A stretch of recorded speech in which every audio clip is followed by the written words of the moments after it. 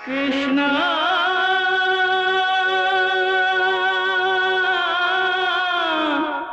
कृष्णा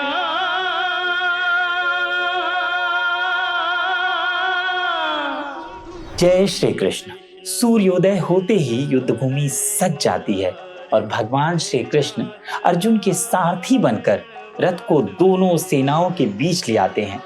अपने ही गुरुओं पितामह भीष्म और संबंधियों को सामने देखकर अर्जुन मोह और करुणा से विचलित हो जाते हैं और युद्ध से पीछे हटना चाहते हैं। तब श्री कृष्ण अर्जुन को कर्मयोग, निष्काम कर्म, आत्मा की अमरता और मोह त्याग का ज्ञान समझाते हैं। नमामि कृष्णं नमामि कृष्णं।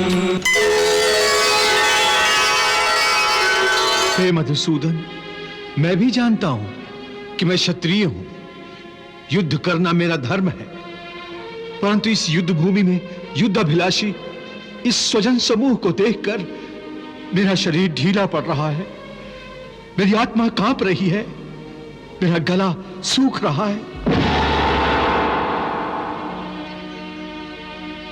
हे मधुसूदन, परस्पर विरोधी विचारों के आक्रमण से मेरी मति भ्रमित हो गई है।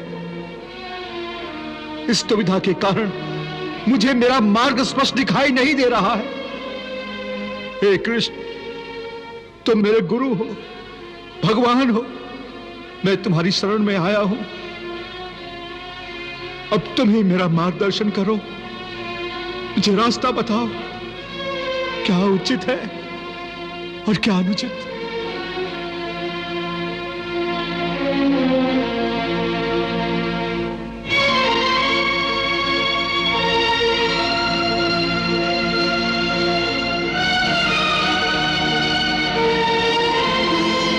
करुण अश्रुपूरित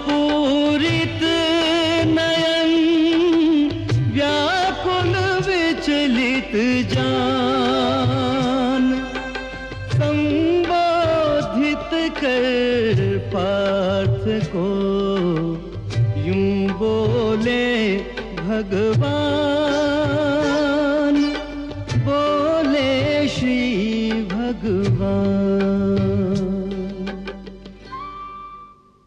अशोच्यानन्व शोचस्त्वं प्रज्ञावादांश भाष से गतासून गतासूंश्च नानुशोच्यन्ति पंडिताः।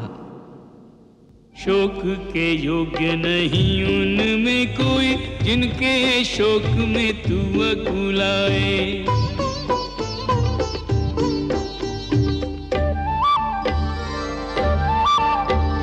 पंडितों जैसे बोले वचन और सच्चे ज्ञान से आंख चुराए। देह के दीप में प्राणों की ज्योति,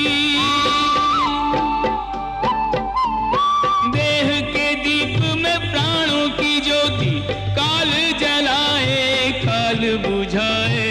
ज्ञानी विचलित होते नहीं, कोई जग में रहे या जग से जाए। ज्ञानी विचलित होते नहीं, कोई जग में रहे या जग से जाए। जो ही देने को चले प्रभु अर्जुन को ज्ञान, कुरुक्षेत्र पर हो गया केंद्रित सबका ध्यान, केंद्रित सबका ध्यान। ब्रह्मा जागे नारद चौंके, त्रिभुवन में कौतूहल जागा।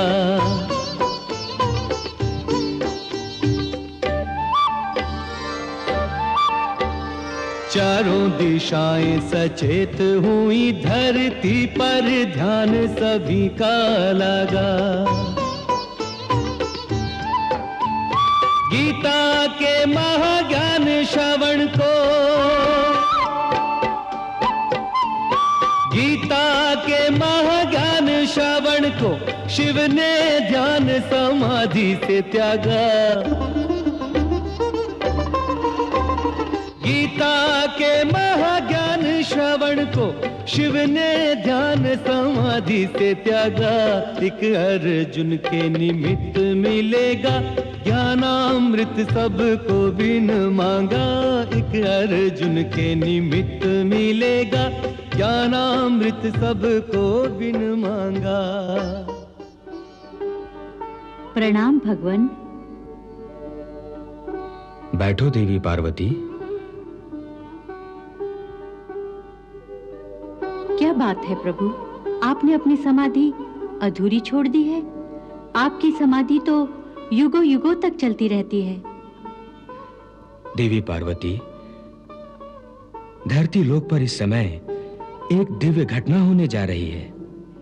प्रभु, ऐसी कौन सी दिव्य घटना घटने जा रही है जो आपने अपनी तपस्या अधूरी छोड़ दी? आज धरती पर जो दिव्य घटना होने जा रही है, ऐसा युगों युगों से कभी नहीं हुआ। भगवान श्री कृष्ण अपने मानव अवतार में आज जो ब्रह्म ज्ञान देने जा रहे हैं, वो कभी अनादि काल में उन्होंने सूर्य देवता को दिया था। उस ज्ञान को स्वयं उन्हीं के श्रीमुख से फिर सुनने का अवसर मैं खो नहीं सकता। मैं तो क्या, समस्त देवी देवता इस समय सावधान हो गए हैं। आकाश से पाताल तक सृष्टि जैसे थम गई है, जैसे काल की गति भी रुक गई है। और महाकाल स्वयं भगवान की वाणी सुनने के लिए कुरुक्षेत्र में रुक गए हैं।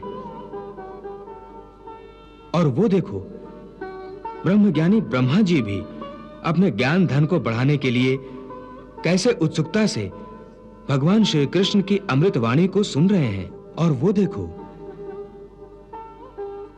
देवर्षि नारद मुनि भी उस अमृत वाणी के रस में ऐसे खो गए हैं कि इस समय नारायण नारायण का जाप भी भुलाकर ज्ञान रत्नों को समेट रहे हैं।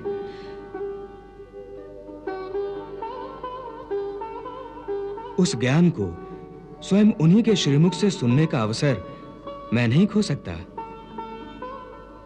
तुम भी ध्यान से सुनो देवी, प्रभु अर्जुन को क्या समझा रहे हैं। हे अर्जुन, तुम इस समय ना केवल इस युद्ध भूमि की मध्य रेखा पर खड़े हो, बल्कि तुम्हारी बुद्धि भी जीवन और मृत्यु की मध्य रेखा पर अटकी हुई है।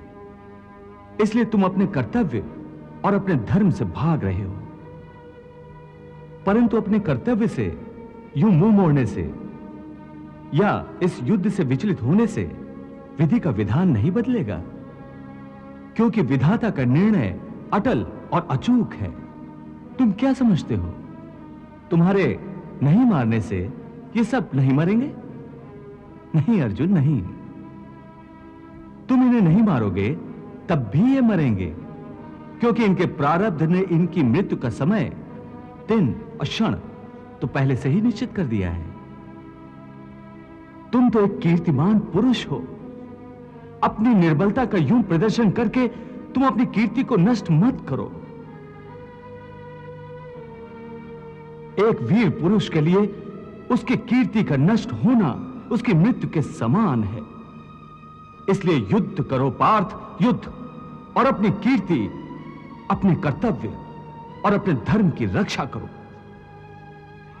अकीर्तिम चापि भूतानि कथयिष्यन्ति ते व्याम संभावितस्य चा कीर्तिर मरणात् अतिरिच्यते। हे पार्थ, मैं तुम्हें इसी अज्ञान के अंधकार से निकालना चाहता हूं।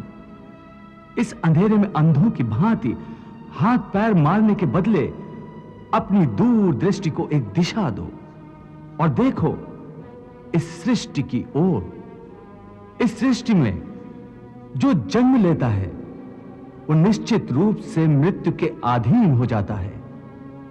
इसका अर्थ यह है कि इस मृत्युलोक का हर प्राणी, चाहे वो मनुष्य हो, पशु हो, पक्षी हो या फिर पेड़ पौधा हो, हर सांस लेने वाला प्राणी अपने जन्म के साथ अपनी मृत्यु को भी लेकर आता है। हर प्राणी को एक ना एक दिन निश्चित क्षण पर मरना अर्थात अपना शरीर त्यागना ही पड़ता है। इसलिए तुम उनके मरने की चिंता छोड़कर अपना कर्तव्य समझकर युद्ध करो। संजय, ये कृष्ण अपना सारथी धर्म भूल रहा है। युद्ध के समय सारथी को केवल अपने स्वामी के आदेश का पालन करके रथ का संचालन करना चाहिए, और संकट के समय यदि आवश्यक हो तो अपने स्वामी के प्राणों की रक्षा करने के लिए उसे सुरक्षित स्थान पर ले जाना चाहिए। परंतु कृष्ण जो कर रहा है वो सारथी धर्म के विरुद्ध है। यदि अर्जुन युद्ध करना नहीं चाहता तो कृष्ण उसे उपदेश देकर युद्ध करने के लिए क्यों उकसा रहा है? जातस्य ही ध्रुवो मृत्युर ध्रुवम जन्म मृतस्य च तस्माद् अपरिहार्य अर्थे न त्वं सोचितुम अर्हसि। ये ठीक है कृष्णा कि उनके प्रारब्ध में मरना लिखा है, परंतु उसका माध्यम मैं क्यों बनूं? यदि पितामह की मृत्यु का समय आ गया है तो वो अवश्य मर जाएंगे, परंतु मैं अपने हाथों से उन्हें क्यों मारूं? तो ठीक है, मत मारो, परंतु पहले मुझे ये तो बताओ कि कौन है तुम्हारे भीष्म पितामह? कहां है तुम्हारे भीष्म पितामह? ये क्या पूछ रहे हो कि भीष्म पितामह कहां है, कौन है? तुम्हें दिखाई नहीं देते क्या? वो सामने ही तो हैं खड़े भीष्म पितामह। वो जो रथ के ऊपर खड़ा है? हाँ, वही तो। पर वो जो रथ के ऊपर खड़ा दिखाई दे रहा है पार्थ, वो तो केवल भीष्म पितामह का शरीर है। मैं पूछता हूं असली भीष्म पितामह कौन है, कहां है? हे कृष्णा, तुम्हारी बात मेरी समझ में नहीं आ रही है। वो जो दिख रहा है वो भीष्म पितामह नहीं है, केवल शरीर है। इसका अर्थ है कि भीष्म पितामह कोई और है। अवश्य, यही तुम्हें समझा रहा हूं मैं। देखो ध्यान से, देखो उस शरीर में जो प्रकाश है जिसे आत्मा कहते हैं,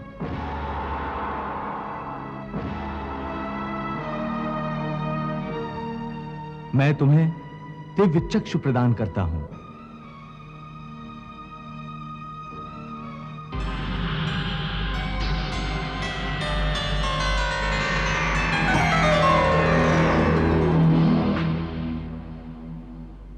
इन दिव्य चक्षुओं से देखो उस आत्मा को।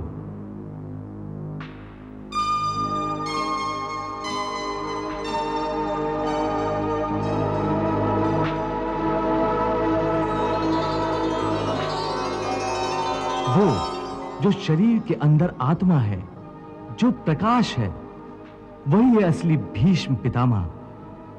दिखाई दे रही है उनकी आत्मा?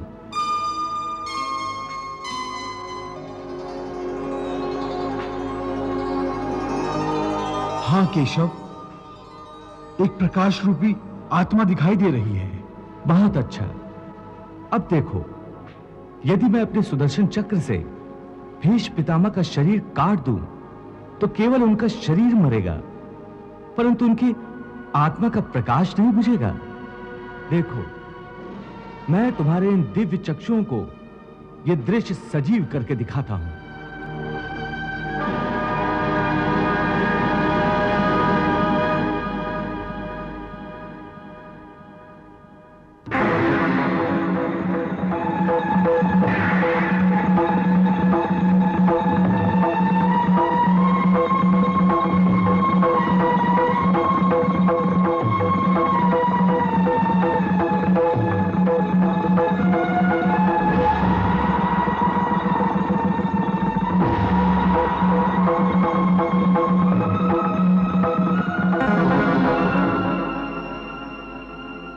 देख लिया अर्जुन, मेरे सुदर्शन से केवल उस शरीर का नाश हुआ है, उसकी आत्मा का दिया अब भी उसी प्रकार जल रहा है। हे कौन्ते, इस परम सत्य को अच्छी तरह समझ लो कि विश्व में केवल शरीर नाशवान है, किंतु आत्मा अविनाशी है।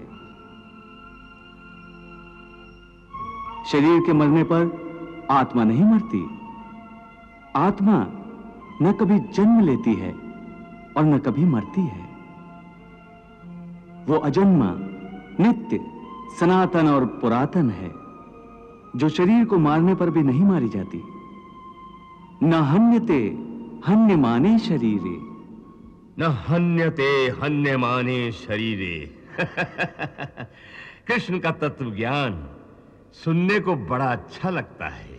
हे पार्थ, इस संसार में दो ही वस्तुएं हैं, एक शरीर और दूसरा उस शरीर में रहने वाला शरीरी। जो शरीर में रहने वाला आत्मा रूप शरीरी है वो कभी मरता नहीं, और जो शरीर है वो सदा रहता नहीं। आत्मा एक शरीर छोड़ता है और दूसरा शरीर धारण कर लेता है, बिल्कुल वैसे ही जैसे मनुष्य पुराने कपड़े उतार कर नए कपड़े धारण कर लेता है। वासांस जीर्णानि यथा विहाय नवानि गृह्णाति नरोपराणि तथा शरीराणि विहाय जीर्णान्य अन्यानि संन्याति नवानि देहि।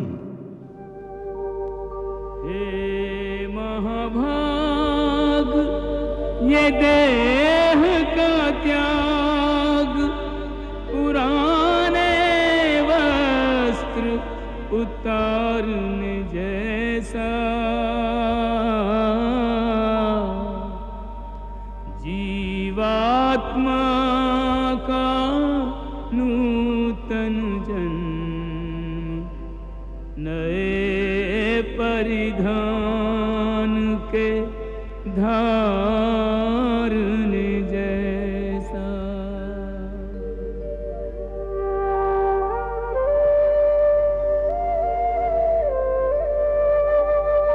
देह भी चोला, वस्त्र भी चोला है, यह तथ्य विचारने जैसा।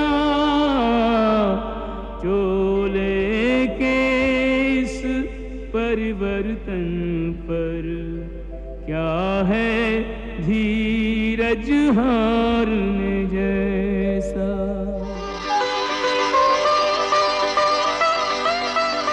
हे पार्थ, केवल इतना समझ लो कि मृत्यु एक दरवाजा है जिसके अंदर जाते हुए आत्मा पुराना शरीर छोड़ देती है। वास्तव में मृत्यु और जन्म के दो दरवाजे हैं जो एक दूसरे के आमने सामने हैं। प्राणी जब मृत्यु के दरवाजे पर पहुंचता है तो उस शरीर की मृत्यु हो जाती है। फिर आत्मा का प्रकाश उस शरीर को छोड़कर आगे चला जाता है और फिर वो प्रकाश नए जन्म के दरवाजे में प्रवेश करता है,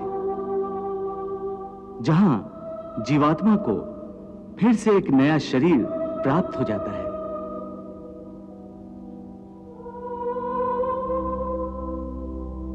और वहां से उसके नए जन्म की नई यात्रा शुरू हो जाती है। हे पार्थ, आत्मा नित्य है इसलिए वो नहीं बदलती, परंतु शरीर नाशवान है इसलिए एक ही आत्मा के कई शरीर बदलते हैं। इसलिए हर नए जन्म में वो नए नए शरीर धारण करता रहता है। हर नए जन्म में आत्मा नए नए शरीर तो बदलता ही है, बल्कि हर एक जन्म में भी उसे जो शरीर मिलता है वो एक शरीर भी उसी जन्म में बदलता रहता है। बचपन, यौवन, वृद्धावस्था जीवात्मा की हो जैसे तन में, वैसे ही लेकर नूतन जन्म प्रवेश करे वो नए जीवन में। हे अर्जुन, हम और तुम ये शरीर नहीं हैं, हम तो इन शरीर के अंदर रहने वाली आत्माएं हैं। ये शरीर तो केवल हमारे रथ हैं, हम उसके स्वामी हैं। रथ के टूटने से स्वामी नहीं टूट जाता, उसी प्रकार शरीर के सुख और दुख आत्मा को सुखी या दुखी नहीं करते। अच्छेद्यो अयम अदायो अयम अक्लेद्यो अशोष एव च नित्यः सर्वगता स्थाणुर अचलो अयम सनातनः।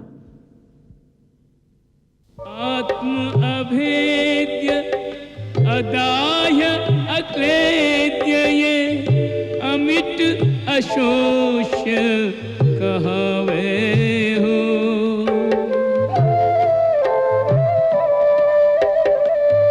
आत्म अभेद्य अदाह्य अक्लेद्य ये अमित अशोष्य कहावे हो।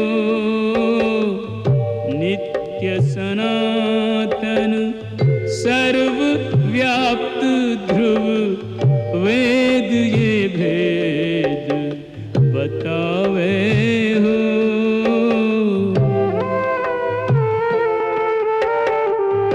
नित्य सनातन सर्वव्याप्त ध्रुव वेद ये भेद बतावे हो।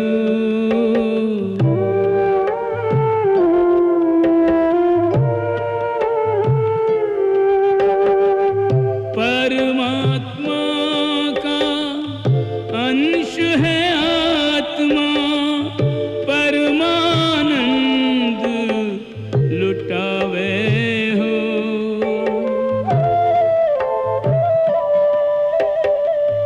परमात्मा का अंश है आत्मा, परमानंद लुटावे हो। तब तक विचरे परमात्मा में जब तक जा न समावे हो।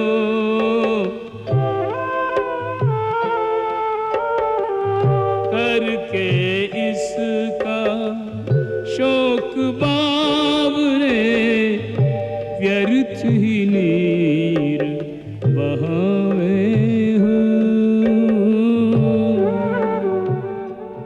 हे पार्थ, आत्मा को न कोई शस्त्र काट सकता है, न उसे अग्नि जला सकती है। इसको जल नहीं गला सकता, न इसे वायु ही सुखा सकती है। नैनम छिन्दन्ति शस्त्राणि नैनम दहति पावकः न चैनम क्लेदन्त्यापो न शोष्यति मारुतः।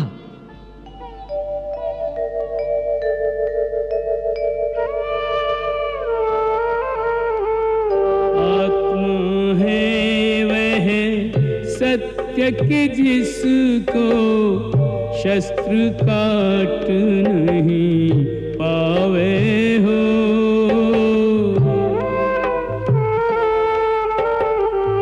अलख अभेद्य नित्य को कोई कैसे लक्ष्य बनावे हो।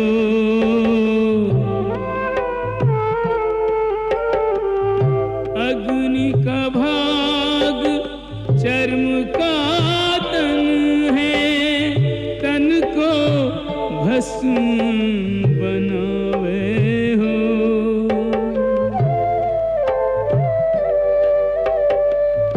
अग्नि का भाग चर्म का तन है, तन को भस्म बनावे हो। अमर कुमारे कौन अजर को कैसे अग्नि जरावे हो।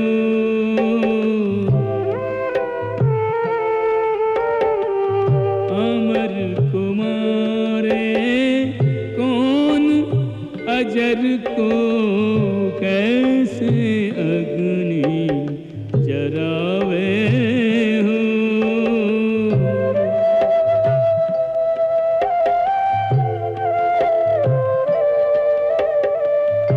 आत्मा नहीं माटी की मूरत जिसका नीर गलावे हो।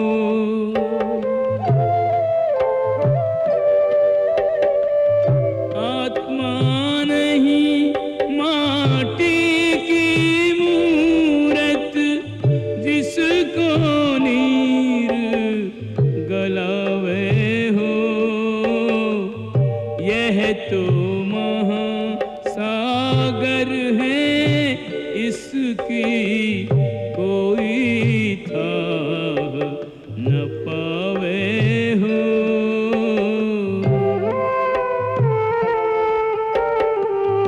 यह तो है महासागर, इसकी कोई था न पावे हो।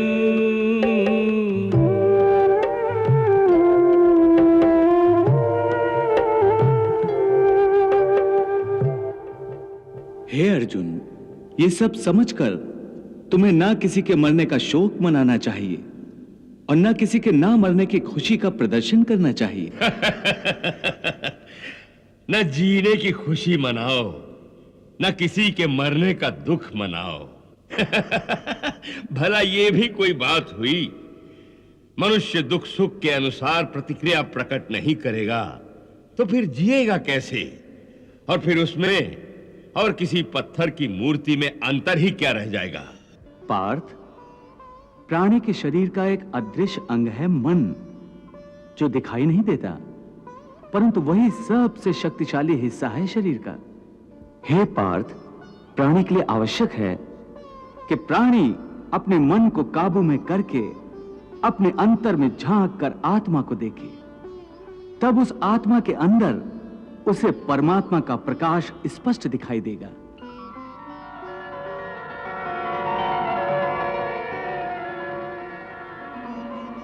उसी को परमात्मा का साक्षात्कार कहते हैं। तुम तो कहते हो कि अपने अंतर में झांक कर आत्मा को और उस आत्मा में प्रकाशित परमात्मा को पहचानो, अर्थात आत्मा से अलग कोई और है जो आत्मा को पहचानेगा। ये किसको कह रहे हो कि आत्मा को पहचानो? कौन पहचानेगा अंतर की आत्मा को? तुम्हारा मन। मन? हाँ, तुम्हारा मन। परंतु तुम तो कहते हो कि मन माया के भ्रमजाल में फंसाकर प्राणी को बहुत नाचना चाहता है, फिर वह आत्मा और परमात्मा की ओर क्यों ले जाएगा? तुमने ठीक प्रश्न किया अर्जुन। उसका उत्तर यह है कि जब तक तुम अपने आप को मन और विषयों के अधीन रहने दोगे, तब तक वो तुम्हें नाच नचाता रहेगा। हे पार्थ, मनुष्य का शरीर एक रथ की भांति है।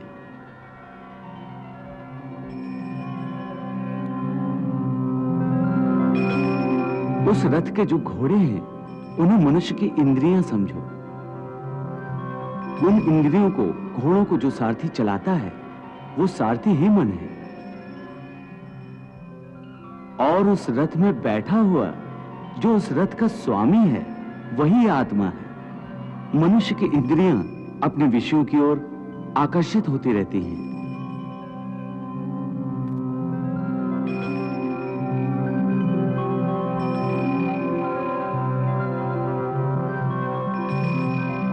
और उसका मन इंद्रियों को उनके विषयों की ओर ही दौड़ाता रहता है।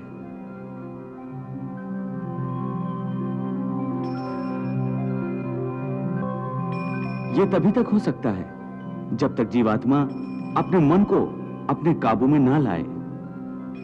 जब तक मन काबू में नहीं आएगा, वो इंद्रियों को उनके विषयों की ओर ही दौड़ाता रहेगा। विषय उनको बुलाते हैं, इंद्रियां उनकी तरफ भागती हैं और मन जीवात्मा की परवाह किए बगैर रथ को उस ओर लिए जाता है। परंतु जब तुम स्वयं मन के अधीन न रहकर मन को अपने अधीन कर लोगे, तो वही मन एक अच्छे सारथी की तरह तुम्हारे शरीर रूपी रथ को सीधे प्रभु के चरणों में ले जाएगा।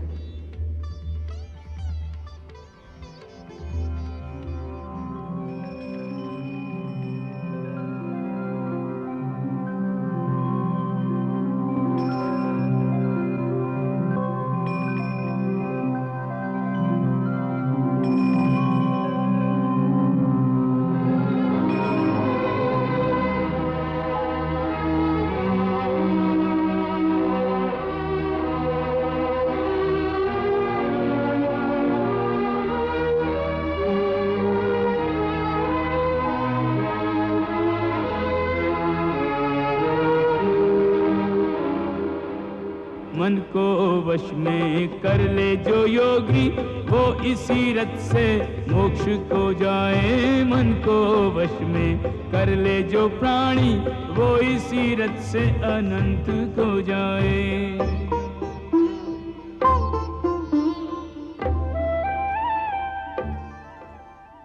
ज्ञान ही मनुष्य के हृदय में वैराग्य पैदा कर सकता है, और वही सच्चा ज्ञान मैं तुम्हें प्रदान कर रहा हूं।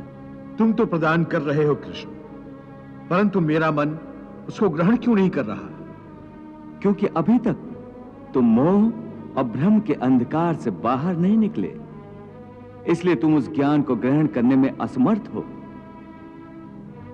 इसीलिए मैं तुम्हें समझा रहा हूं कि केवल शरीर मरते हैं, आत्मा नहीं मरती। इसलिए तुम शरीर का मोह त्याग दो, उनकी मृत्यु का शोक त्याग दो, परंतु तुम्हारा मन उस सत्य को मानना नहीं चाहता। तुम ठीक कहते हो केशव, मैं तुम्हारी बात समझता तो हूं, परंतु मेरा मन उसे ग्रहण क्यों नहीं कर रहा? इसका कारण क्या है? इसका कारण है वो जंजीर जो तुम्हारे मन ने अपने ही गिर्द लपेट रखी है। कौन सी जंजीर? रिश्तेदारी की जंजीर, ये नातेदारी का मोह।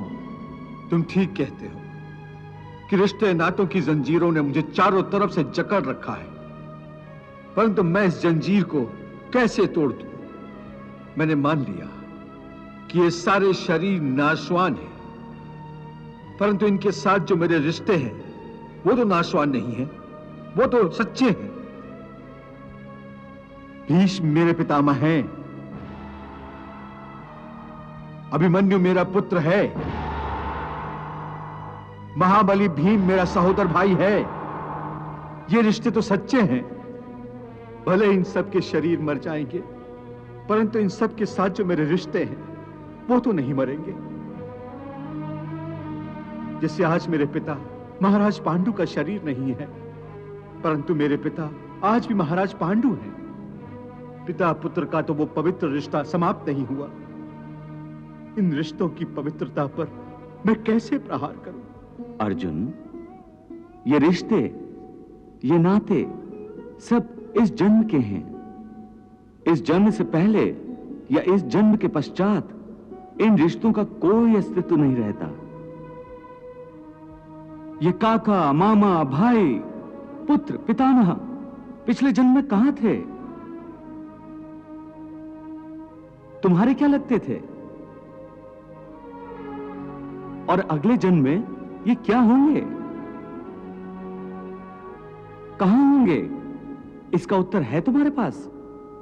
नहीं केशव, पिछले जन्म में जब तुम्हारी मृत्यु हुई होगी,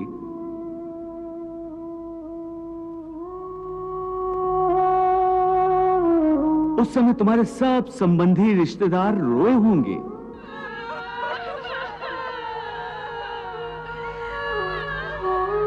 तुम्हारी पत्नी ने, तुम्हारे पुत्रों ने बहुत विलाप किया होगा।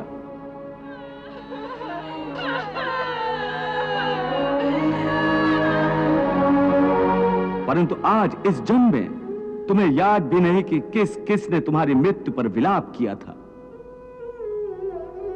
आज तुम्हारे लिए उनका या उनके रोने धोने का कोई मोल नहीं।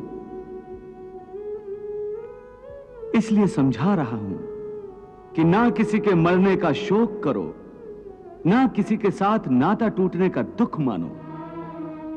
वैसे भी मेरी माया इतनी प्रबल है अर्जुन कि जिन्हें तू समझता है कि तेरी मृत्यु के बाद शोक करेंगे, सारा जीवन रोते रहेंगे, वो भी असत्य है। मेरी माया के प्रभाव से थोड़े ही दिनों के बाद उन रोने वालों को तू फिर हंसता खेलता देखेगा।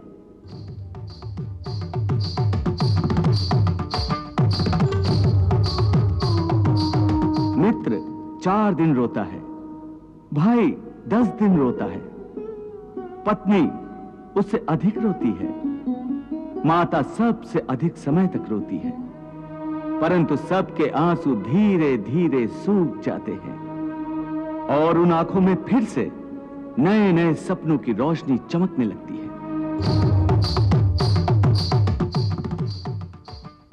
हे हे अर्जुन, ये रिश्ते शरीर के जन्म के साथ पैदा होते हैं और शरीर की मृत्यु के साथ मर जाते हैं।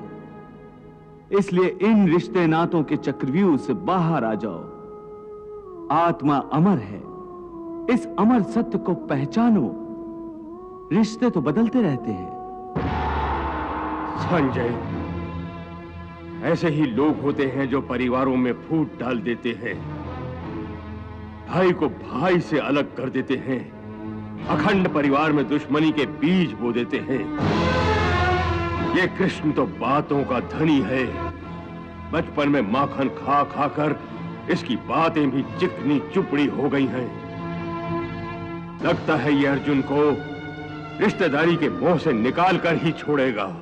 अब मैं तुम्हें कर्म योग के विषय में वो गूढ़ विधि बताऊंगा जिसके द्वारा तू कर्म करता हुआ भी कर्म के बंधनों से मुक्त रहेगा। सुख दुखे समे कृत्वा लाभा लाभो जया जयो ततो युद्धाय युजस्व नैवम पापम अवाप्स्यसि। पार्थ जय पराजय और लाभ हानि सुख दुख को कर ले स्वीकार आज तू समान भाव से। रण अलभ्य लाभ इससे वीर को न वंचित रख, तन सज्जित होने दे रण प्रदत्त घाव से।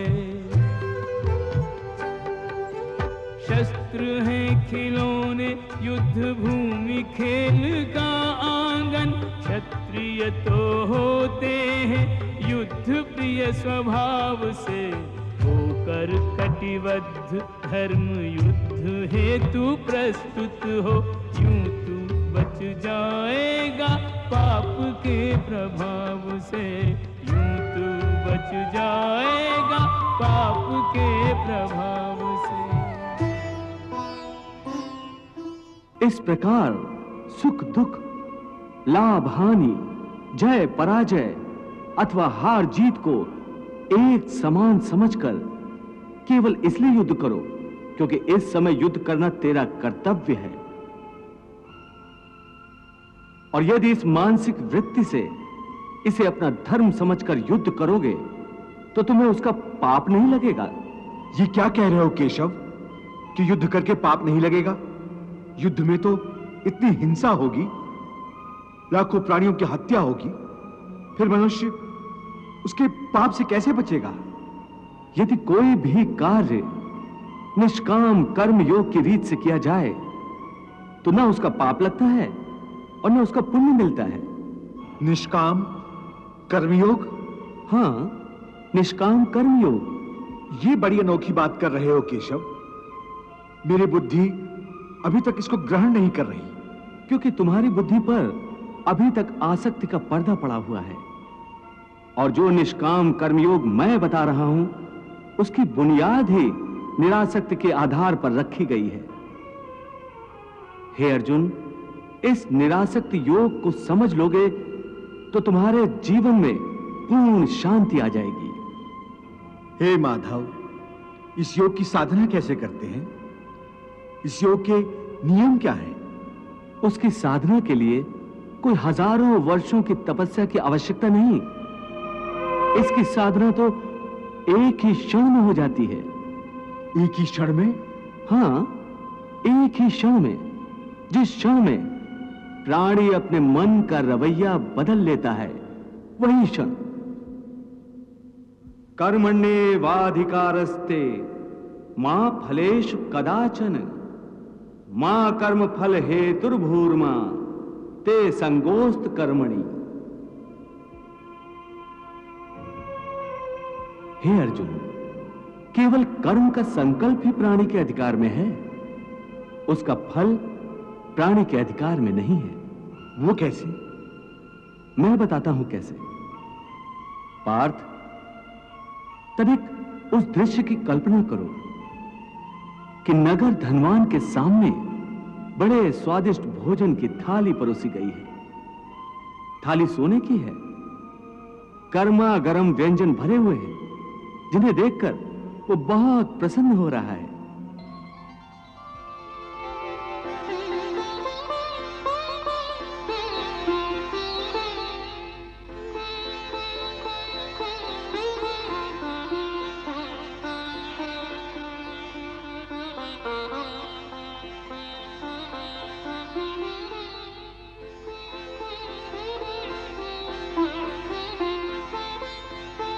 वो बड़ी प्रसन्नता से पहला निवाला उठाता है।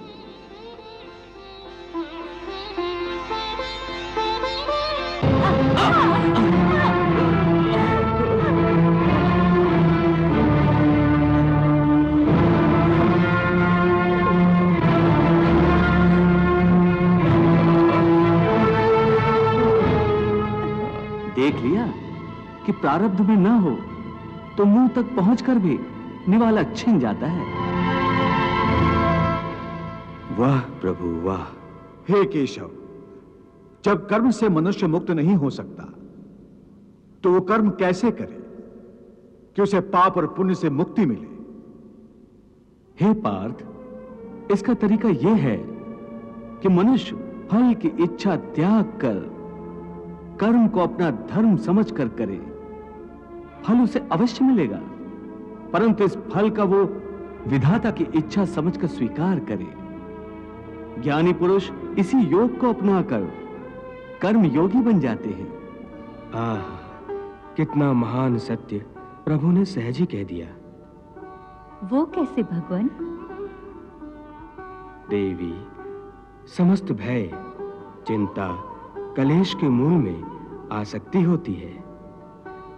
कर्मयोग फल की आसक्ति का त्याग करने को कहता है, अर्थात निष्काम होकर कर्म करने को कहता है। इससे मनुष्य को क्या लाभ होता है भगवान? लाभ यही है देवी कि कर्मयोग चित्त को शुद्ध और भयमुक्त कर देता है। हे पार्थ, ईश्वर को समर्पण करने की भावना से किया हुआ कर्म फल प्राप्ति की कामना से किए हुए कर्म से कई गुना अधिक श्रेष्ठ है।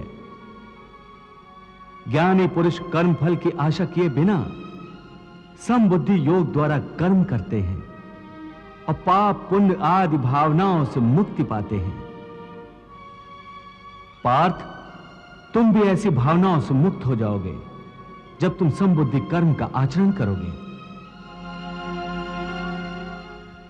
योगस्था कुरु कर्माणि संगम त्यक्त्वा धनंजय सिद्धि असिद्ध्यो समो भूत्वा समत्वम योग उच्यते। हे अर्जुन, ये समझ लो कि ज्ञान की अंतिम सीढ़ी पर चढ़कर ही प्राणी को श्रद्धा के पंख प्राप्त होते हैं।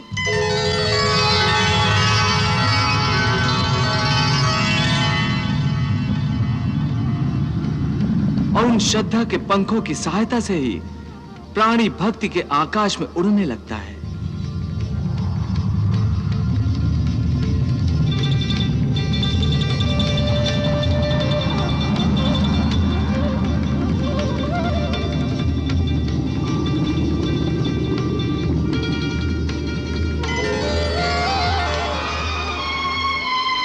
इसीलिए मैंने ज्ञान यज्ञ को ही सर्वश्रेष्ठ कहा है।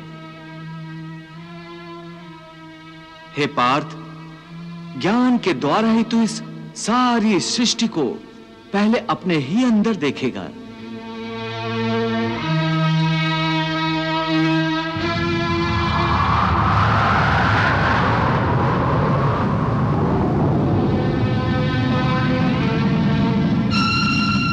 और फिर वो सब कुछ तुम्हें मुझ परमात्मा के अंदर ही समाया हुआ दिखाई देगा।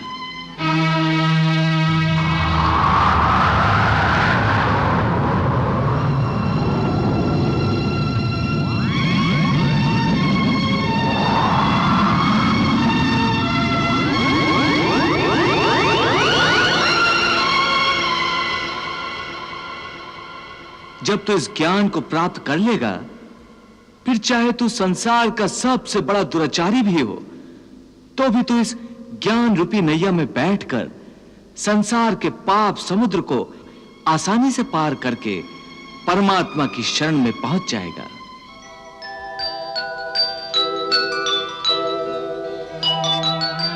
हे अर्जुन, मैं जिस योग की शिक्षा तुम्हें प्रदान कर रहा हूं, सबसे पहले कल्प के आदि में मैंने यही योग सूर्य को बताया था।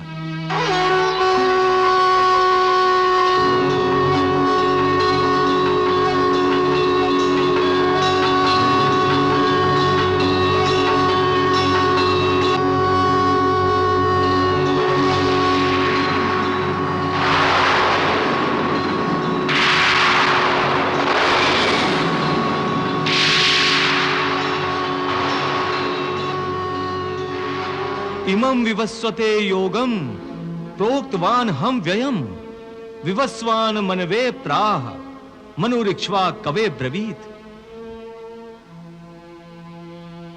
पार्थ, सूर्य ने इस योग को अपने पुत्र मनु से कहा।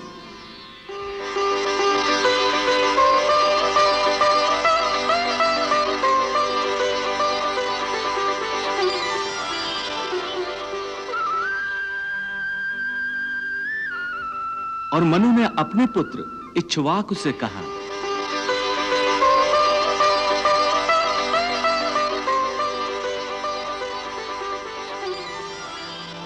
हे अर्जुन, इस प्रकार परंपरा से प्राप्त इस योग को राज ऋषियों ने जाना।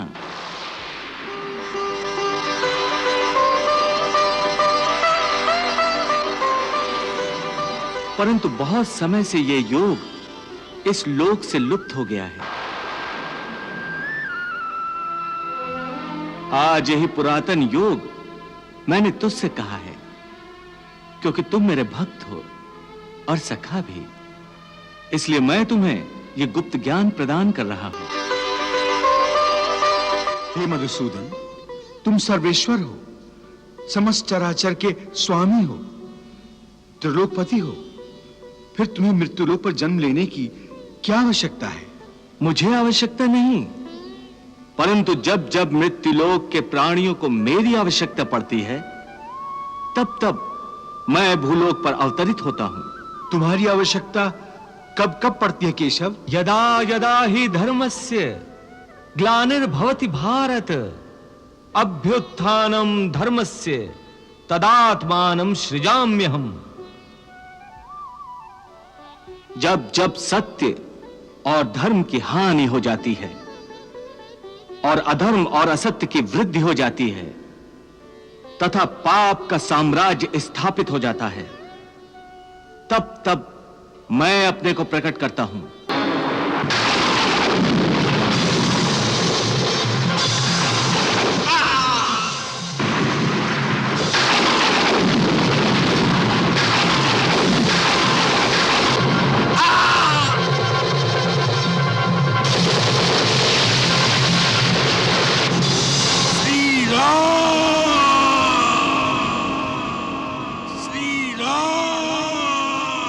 परित्राणाय साधूनां विनाशाय च दुष्कृतां धर्म संस्थापनार्थाय संभवामि युगे युगे।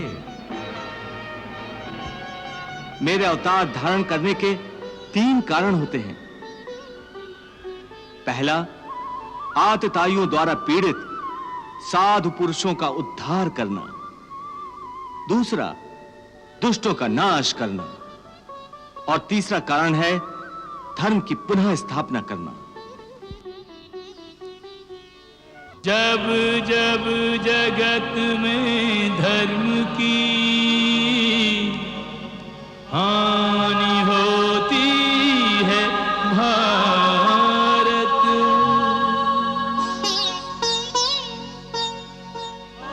वृद्धि होती अधर्म की, तब स्वयं को प्रकट करूं। हे पार्थ, मेरे इस दिव्य और अलौकिक स्वरूप को ज्ञानी मनुष्य जानते हैं और मेरे बताए योग का आचरण करके मोक्ष प्राप्त करते हैं। बहती रही गीता की गंगा, कर्म की धारा, भक्ति की धारा,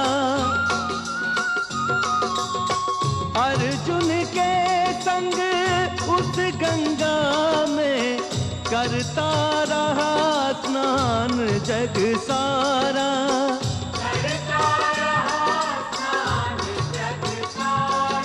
सब धर्मों के भेद भुला के एक मेरा शरणागत हो जा। मैं हर पाप से मुक्ति दूंगा, शोक न कर मेरी भक्ति में खो जा। शोक न कर मेरी भक्ति में खो जा। धर्म अधर्म के भेदों से न्यारे, अमर है गीता के बोल सारे। हे नाथ नारायण वासुदेव, श्री कृष्ण गोविंद हरे मुरारे। हे नाथ नारायण वासुदेव, हरे कृष्ण कृष्ण कृष्ण हरे हरे, हरे कृष्ण कृष्ण हरे कृष्ण कृष्ण हरे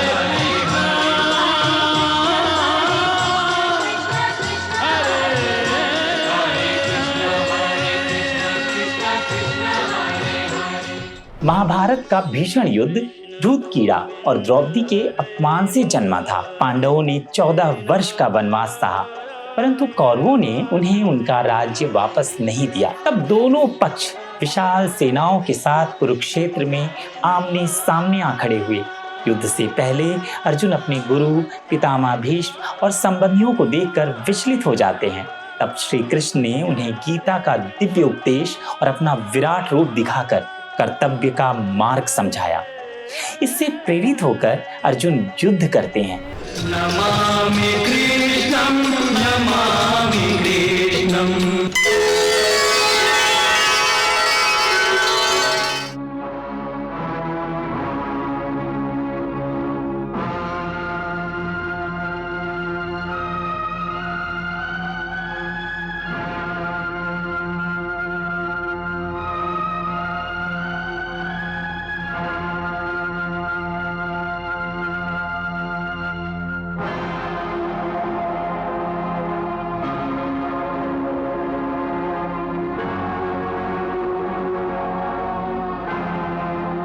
जिन गुरु द्रोण ने दी धनु विद्या, उन पर धनुष उठाऊं कैसे।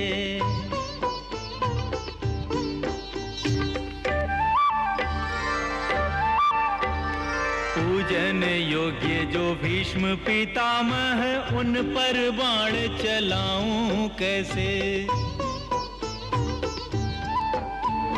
हे अर्जुन, तुम इस समय कोई लगन मंडप में नहीं हो, बल्कि युद्ध भूमि पर खड़े हो। और जिन्हें तुम अपना समझ रहे हो, वो इस युद्ध भूमि में तुम्हारा स्वागत और आदर सत्कार करने नहीं आए हैं। वो सब के सब तुम्हारा और तुम्हारे भाइयों का नाम अपने अस्त्रों पर लिख कर आए हैं।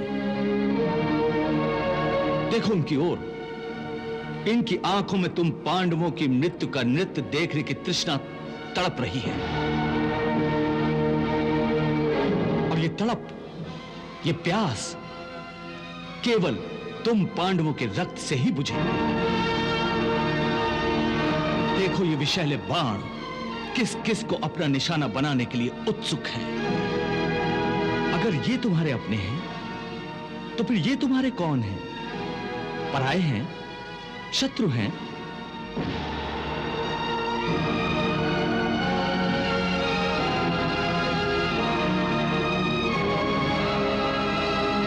जिन्हें तुम कौरवों के निर्दयी शस्त्रों के हवाले कर देना चाहते हो? अरे ये तुम्हारे अपने हैं, जो तुम्हारे जीवन और मृत्यु में तुम्हारे साथ हैं, जो तुम्हारे कंधे से कंधा मिलाकर तुम्हारे हित के लिए युद्ध करने आए हैं। हे अर्जुन, इस समय ये सब तुम्हारी गांडीव की टड़कार सुनने के लिए उत्सुक है।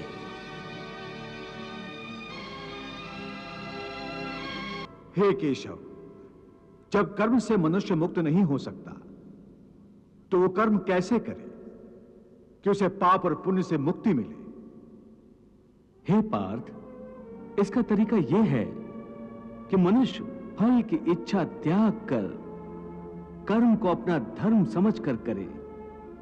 फल उसे अवश्य मिलेगा, परंतु इस फल का वो विधाता की इच्छा समझकर स्वीकार करे। ज्ञानी पुरुष इसी योग को अपनाकर कर्म योगी बन जाते हैं। आह, कितना महान सत्य प्रभु ने सहज ही कह दिया। वो कैसे भगवान? देवी, समस्त भय, चिंता, कलेश के मूल में आसक्ति होती है। कर्मयोग फल की आसक्ति का त्याग करने को कहता है, अर्थात निष्काम होकर कर्म करने को कहता है। इससे मनुष्य को क्या लाभ होता है भगवान? लाभ यही है देवी कि कर्मयोग चित्त को शुद्ध और भयमुक्त कर देता है। हे पार्थ, ईश्वर को समर्पण करने की भावना से किया हुआ कर्म फल प्राप्ति की कामना से किए हुए कर्म से कई गुना अधिक श्रेष्ठ है। ज्ञानी पुरुष कर्म फल की आशा किए बिना समबुद्धि योग द्वारा कर्म करते हैं और पाप पुण्य आदि भावनाओं से मुक्ति पाते हैं। पार्थ, तुम भी ऐसी भावनाओं से मुक्त हो जाओगे जब तुम समबुद्धि कर्म का आचरण करोगे। योगस्था कुरु कर्माणि संगम त्यक्त्वा धनंजय सिद्धि असिद्ध्यो समो भूत्वा समत्वम योग उच्यते। हे अर्जुन, ये समझ लो कि ज्ञान की अंतिम सीढ़ी पर चढ़कर ही प्राणी को श्रद्धा के पंख प्राप्त होते हैं।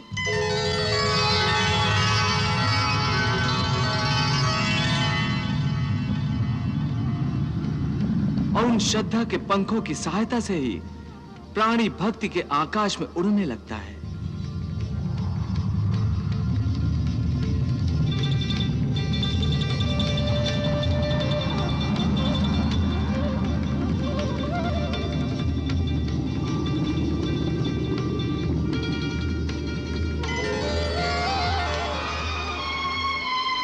इसीलिए मैंने ज्ञान यज्ञ को ही सर्वश्रेष्ठ कहा है।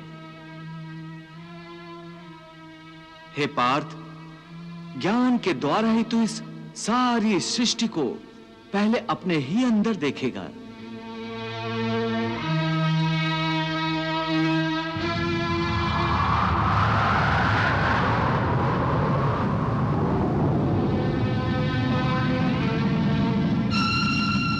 और फिर वो सब कुछ तुम्हें मुझ परमात्मा के अंदर ही समाया हुआ दिखाई देगा।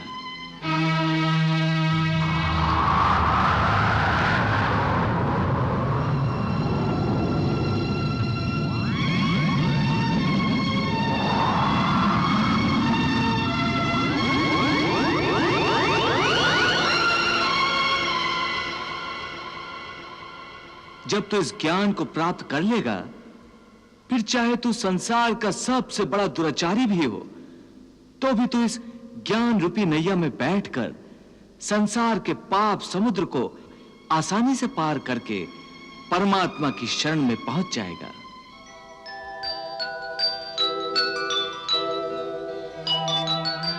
हे अर्जुन, मैं जिस योग की शिक्षा तुम्हें प्रदान कर रहा हूं, सबसे पहले कल्प के आदि में मैंने यही योग सूर्य को बताया था।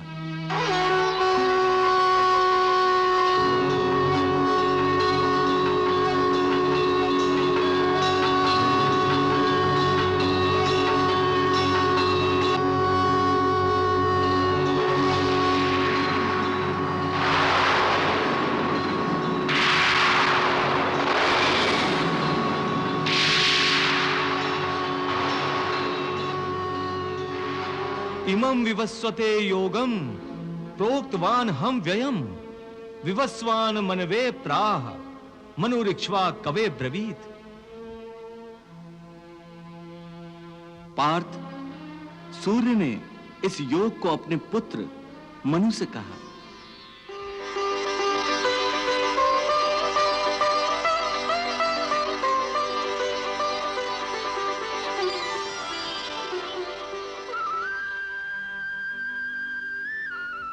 और मनु ने अपने पुत्र इक्ष्वाकु से कहा,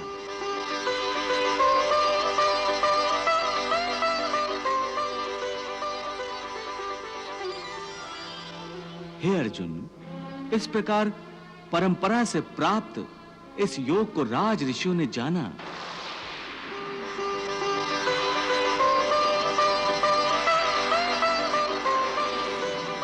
परंतु बहुत समय से यह योग इस लोक से लुप्त हो गया है। आज यही पुरातन योग मैंने तुझसे कहा है, क्योंकि तुम मेरे भक्त हो और सखा भी, इसलिए मैं तुम्हें यह गुप्त ज्ञान प्रदान कर रहा हूं। हे मधुसूदन, तुम सर्वेश्वर हो, समस्त चराचर के स्वामी हो, त्रिलोकपति हो, फिर तुम्हें मृत्युलोक पर जन्म लेने की क्या आवश्यकता है? मुझे आवश्यकता नहीं, परंतु जब जब मृत्युलोक के प्राणियों को मेरी आवश्यकता पड़ती है, तब तब मैं भूलोक पर अवतरित होता हूं।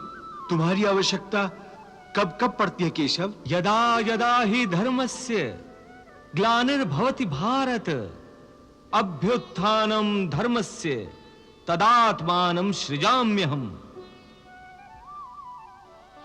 जब जब सत्य और धर्म की हानि हो जाती है और अधर्म और असत्य की वृद्धि हो जाती है तथा पाप का साम्राज्य स्थापित हो जाता है, तब तब मैं अपने को प्रकट करता हूं।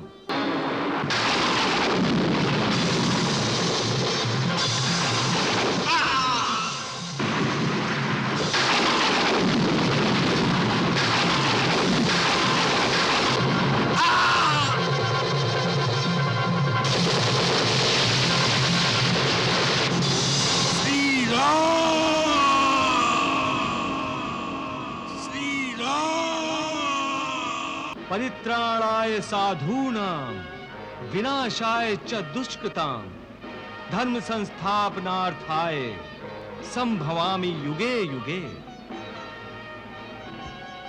मेरे अवतार धारण करने के 3 कारण होते हैं। पहला, आतताइयों द्वारा पीड़ित साधु पुरुषों का उद्धार करना। दूसरा, दुष्टों का नाश करना। और तीसरा कारण है धर्म की पुनः स्थापना करना। जब जब जगत में धर्म की हानि होती है भारत,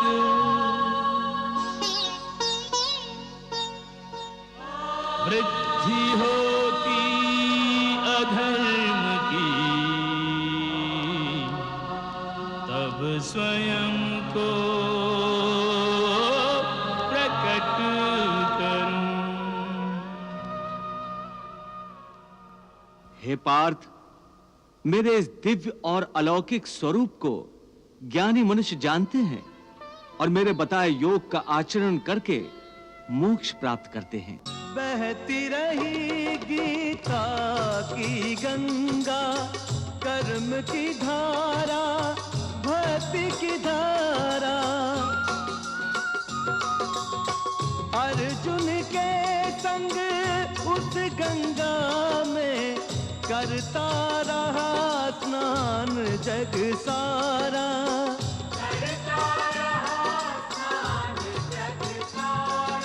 सब धर्मों के भेद भुला के एक मेरा शरणागत हो जा।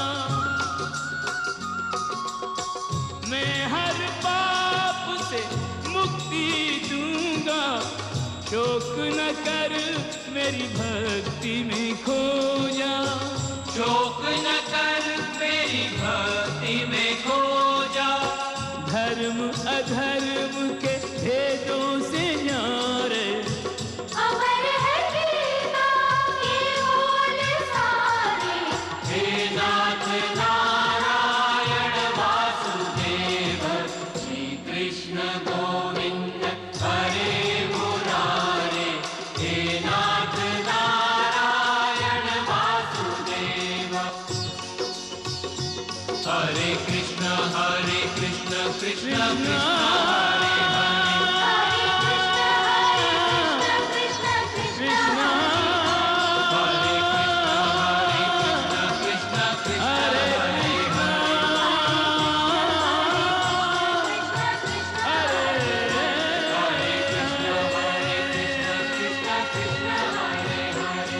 धन्य है प्रभु, आप धन्य हैं। देवी, प्रभु के अमृत वचनों को सुनकर आप भी निहाल हो गईं। हे भोलेनाथ, इन अमृत वचनों की रिमझिम वर्षा में तो तन मन ऐसे भीज गया है कि मैं तो तृप्त हो गई हूँ। देवी, आप तो केवल इन अमृत वचनों की वर्षा में भीज गई हैं, परंतु उधर अर्जुन को देखो।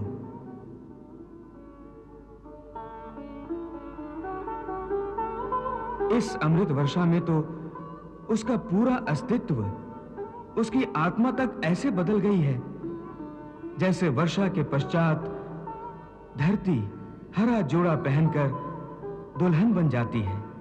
आपके ज्ञान की दिव्य अग्नि में मेरा मन, मेरी बुद्धि, मेरा अज्ञान तथा मेरा अहंकार सब कुछ जलकर राख हो गया है। मेरी आत्मा से सारा बोझ उतर गया है। मुझे ऐसे लग रहा है जैसे एक चींटी किसी पत्ते पर बैठकर तूफानी नदी को पार कर लेती है।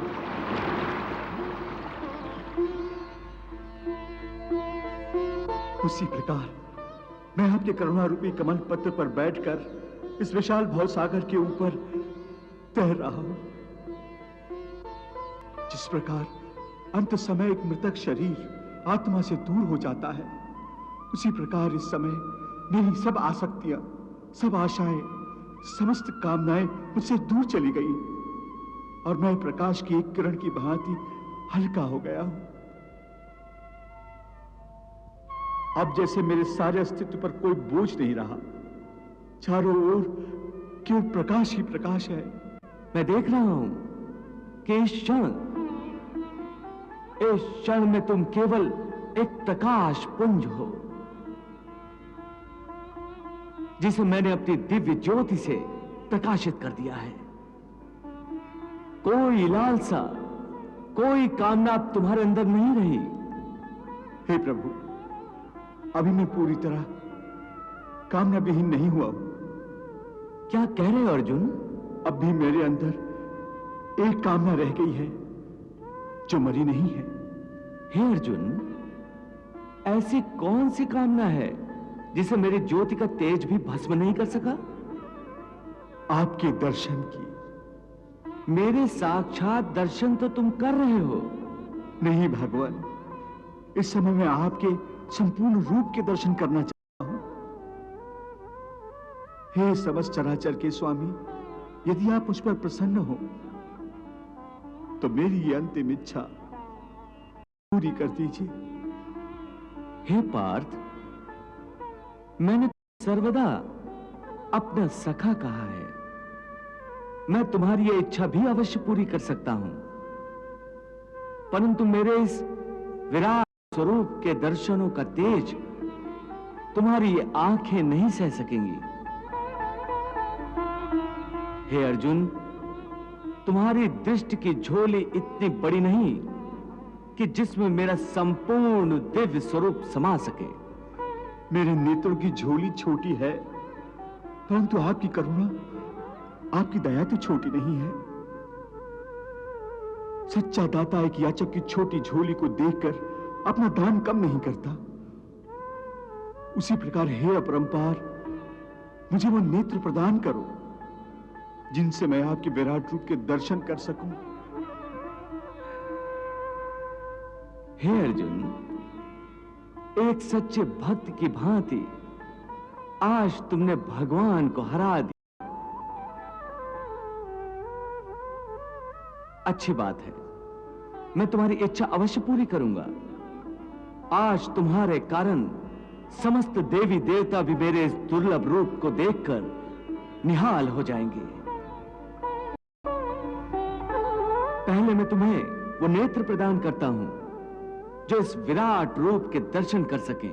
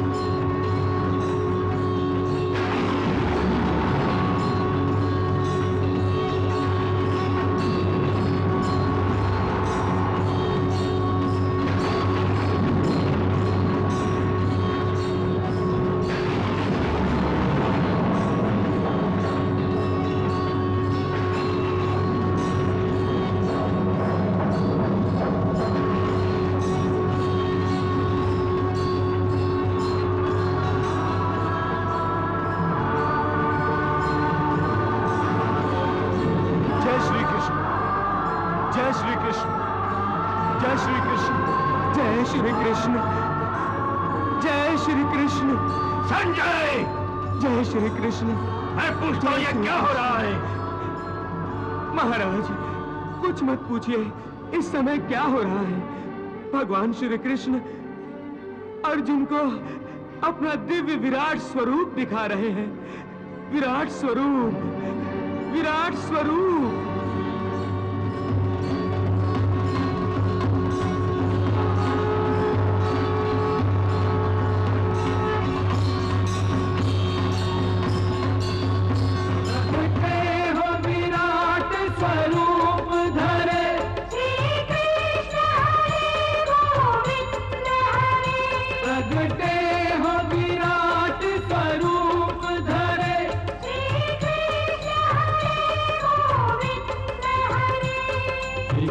हरे गोविंद हरे, श्री कृष्ण हरे गोविंद हरे, श्री कृष्ण हरे गोविंद हरे, श्री कृष्ण हरे गोविंद हरे।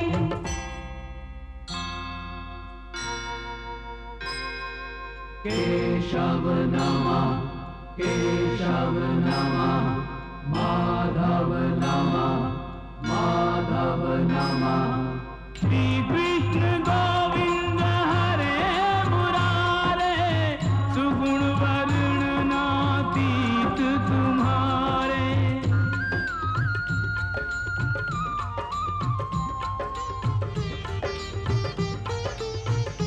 विराट स्वरूप त्रिभुवन राया, तुम्हारी जय जय त्रिभुवन राया। धन्य है यह विराटतम रूप, धन्य है यह विराटतम रूप, जिसमें ब्रह्मांड विराट समाया। तुम्हारी जय जय त्रिभुवन राया।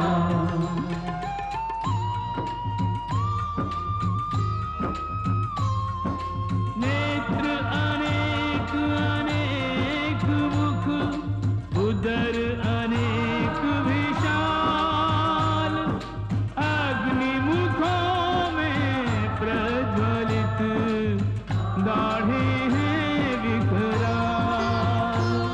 एक एक कर दुष्ट दुराचारी भीषण मुख माहि प्रवेश करें। मुख में जलती वे ज्वालाएं ईंधन सम उनको शेष करें। गुरुजन परिजन आत्मीय स्वजन सब प्राण गंवाते दिखते हैं। हे महाकाय, हे महाप्रलय, सब तुम में समाते दिखते हैं। हे महाकाय, हे महाप्रलय, सब तुम में समाते दिखते हैं। आदित्य 12 रुद्र 11, अष्ट वसु के स्थान तुम। गंधर्व दिक्पति यक्ष नगपति, सबका रखते ध्यान तुम। कर्मानुसार सुगति कुगति करते हो नाथ प्रदान तुम। कल्याण का वरदान तुम, निर्वाण तुम, भगवान तुम। अगम्य अपार सार के सार, अगम्य अपार सार के सार, आप ही जानो आपकी माया। विराट स्वरूप त्रिभुवन राया। तुम्हारी जय जय त्रिभुवन राया। प्रभु हम मृत्युलोक के प्राणी, निर्बल याचक और अज्ञानी। कृष्ण हरे गोविंद हरे, मोहन माधव कृष्ण हरे। हो मन में प्रेम के दीप जला दो,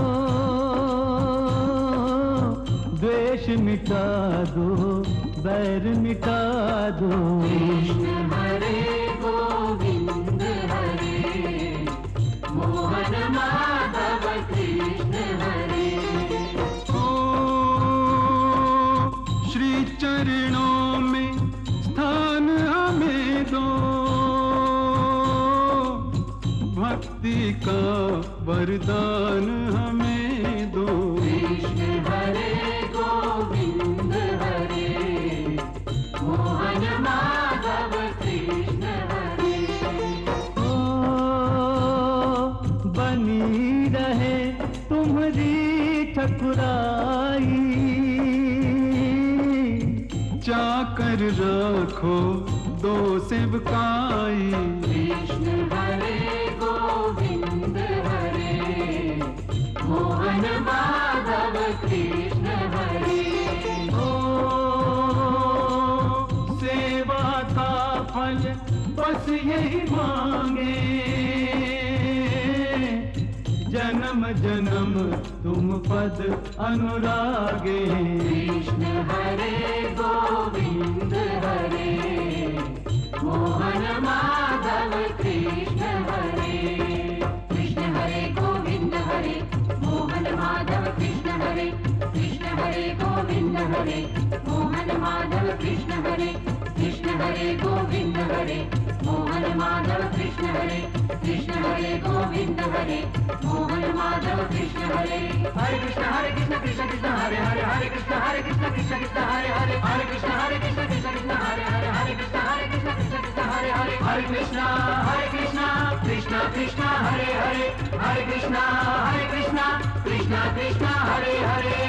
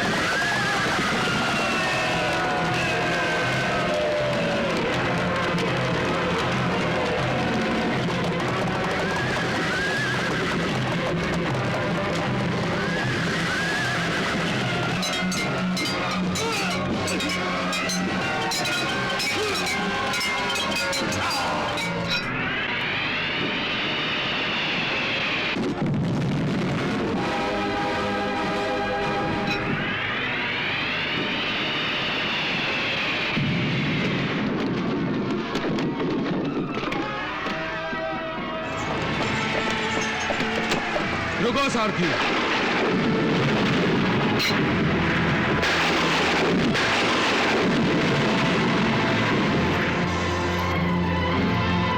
दामा, मैं आपको युद्ध के लिए आमंत्रित करता हूं।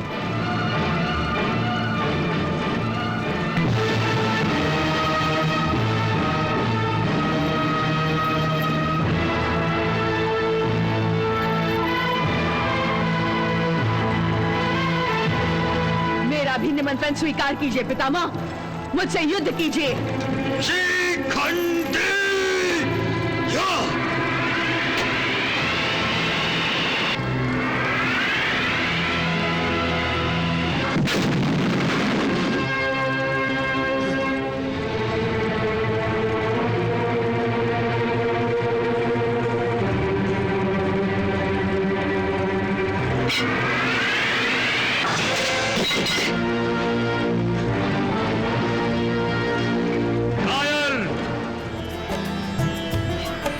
ज्ञान, गीता का ज्ञान, गीता ज्ञान, गीता का ज्ञान। हे अर्जुन तुम शरीर नहीं, हे अर्जुन तुम शरीर नहीं, तुम तो केवल हो आत्मा। आत्मा ना पैदा होती है, ना मरती कभी है आत्मा।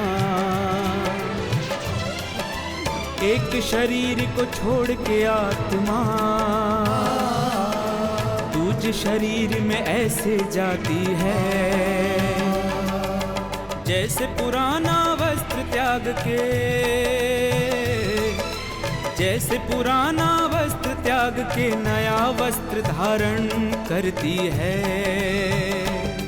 क्यों व्यर्थ चिंता करते हो, क्यों मृत्यु से तुम डरते हो? क्यों व्यर्थ चिंता करते हो, क्यों मृत्यु से तुम डरते गीता ज्ञान, गीता का ज्ञान, गीता ज्ञान, गीता का ज्ञान। शोक में डूबे अर्जुन का प्रभु ने अज्ञान मिटाया, प्रभु ने अज्ञान मिटाया।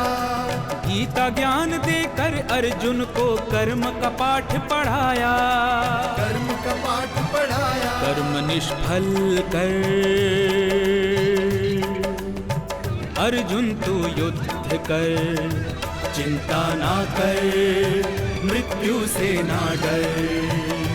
गीता ज्ञान, गीता का ज्ञान, गीता ज्ञान, गीता का ज्ञान।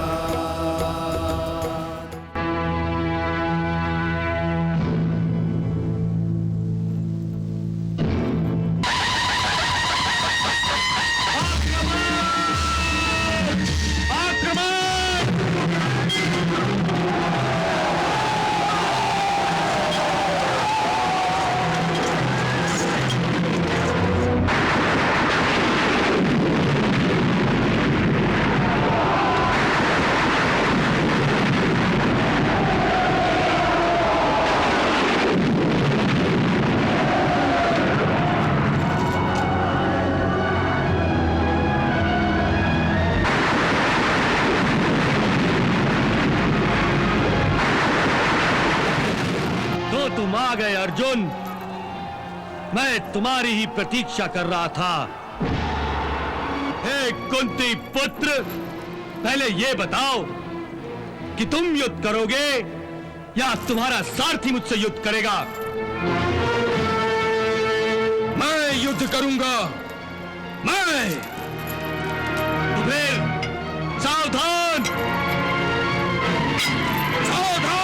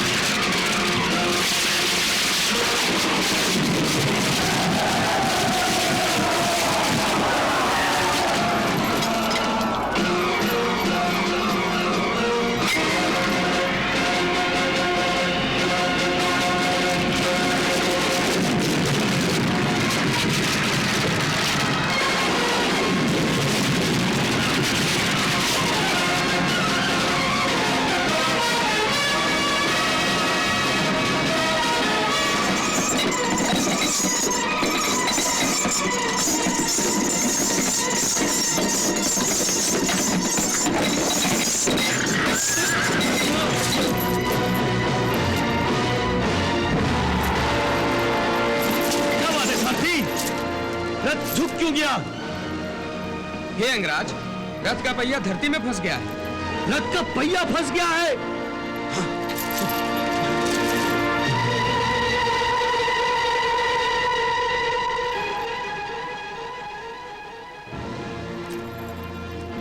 हे उन्मत्तकर्ण, तूने मेरे गाय की हत्या की है। मैं तुम्हें श्राप देता हूं। हे पापी, तू जिसके साथ सदा ईर्ष्या रखता आया है और जिसे परास्त करने के लिए निरंतर चेष्टा करता आया है, अपने उस शत्रु के साथ युद्ध में तेरे रथ के पहिए को धरती निगल जाएगी, धरती निगल जाएगी कर्ण।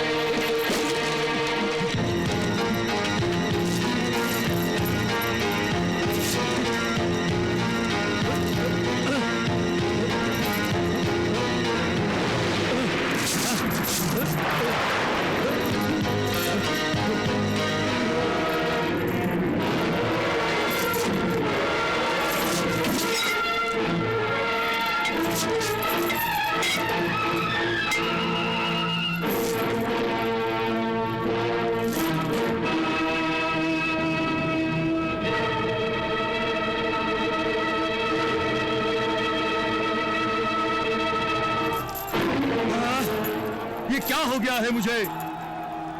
अस्त्र को पकड़ करने वाले मंत्र ही भूल गया हूं।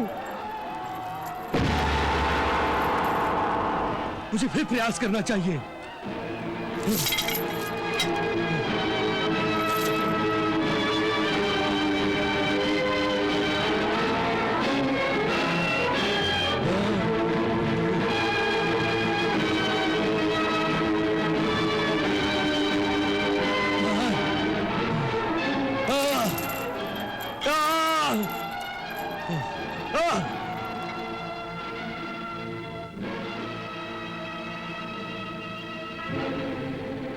झूठे, तुमने अपने गुरु को धोखा दिया है। तुमने मुझसे छल किया है। तुमने जानबूझकर मुझसे झूठ बोला है। मैंने प्रतिज्ञा की थी कि ब्राह्मण के अतिरिक्त किसी और को धनुर्विद्या नहीं दूंगा, परंतु तुमने ब्राह्मण ना होकर ब्राह्मण का वेश बदलकर मुझसे झूठ बोला था। हे लोभी मनुष्य, तुम्हें इस झूठ का दंड भोगना होगा।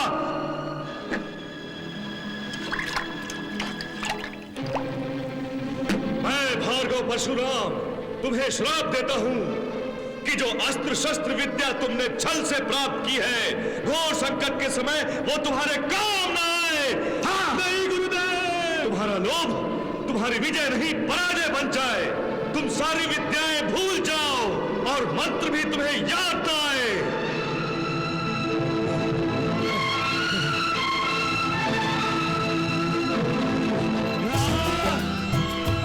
गीता ज्ञान, गीता का ज्ञान, गीता ज्ञान, गीता का ज्ञान।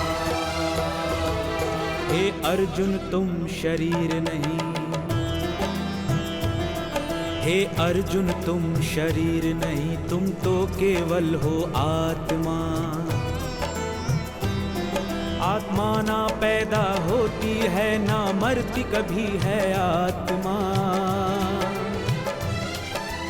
एक शरीर को छोड़ के आत्मा दूसरे शरीर में ऐसे जाती है, जैसे पुराना वस्त्र त्याग के, जैसे पुराना वस्त्र त्याग के नया वस्त्र धारण करती है। क्यों व्यर्थ चिंता करते हो, क्यों मृत्यु से तुम डरते हो? क्यों व्यर्थ चिंता करते हो, क्यों मृत्यु से तुम डरते हो? गीता ज्ञान, गीता का ज्ञान, गीता ज्ञान, गीता का ज्ञान। शोक में डूबे अर्जुन का प्रभु ने अज्ञान मिटाया, प्रभु ने अज्ञान मिटाया। गीता ज्ञान देकर अर्जुन को कर्म का पाठ पढ़ाया, कर्म का पाठ पढ़ाया। कर्म निष्फल कर अर्जुन तू युद्ध कर, चिंता ना कर मृत्यु से ना डर। गीता ज्ञान, गीता का ज्ञान, गीता ज्ञान, गीता का ज्ञान।